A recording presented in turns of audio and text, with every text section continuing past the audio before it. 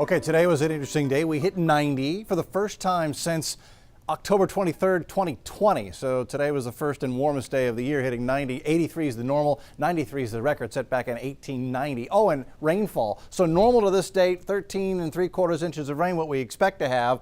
We're now up to 9.5 inches of rain, so we've had now more than half our normal rainfall, but we're still several inches behind, even with all the rain we had last week. 81 out there right now, still 81.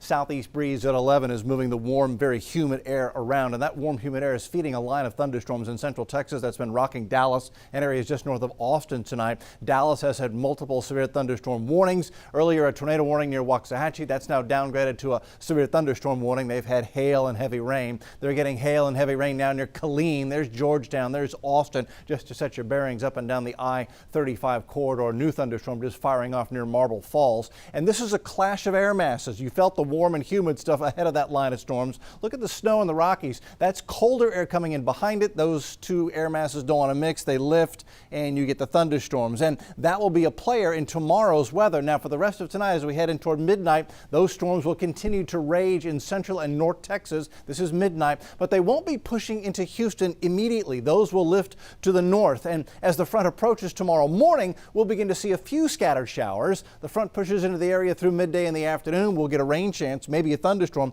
as it goes on through. Everything should end by 6 o'clock. Here's a closer look at that same computer model run. Here's 7 a.m. A few light scattered showers are possible. Maybe a couple of thunderstorms toward lunchtime across our northern counties, Conroe, Liberty, Navasota, and then still a chance for a little rain shower activity by 3 o'clock before it finally pushes off and ends as we head into 7 o'clock. How much rain? Not nearly as much as the several inches we had last week.